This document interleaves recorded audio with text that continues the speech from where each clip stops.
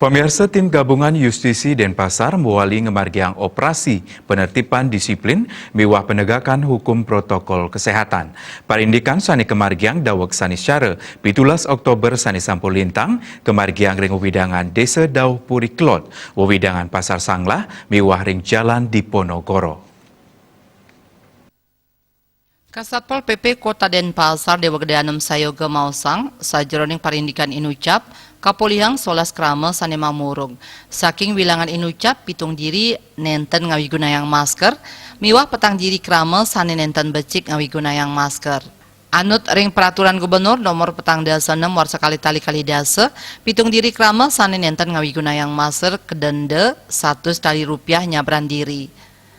Malih petang diri sane nenten becik ngawigunayang masker kaician pembinaan. Sayoga mempengabdi ipun sanikeni operasi nenten malih mamurug miwah penglalah COVID-19 persida ketambakin. Kantos mangkin wenten kemanten krama sanikeni pidande prokes. Kanan inucap nyinayang pisan yening kantun ake krama sane mamurug ngemargiang protokol kesehatan. Antuk punika penertiban pacang nerus kemargiang mawinan krama eling ngeresep tur ngemargiang protokol kesehatan. Asmara Putra Bali Pos nguningaya.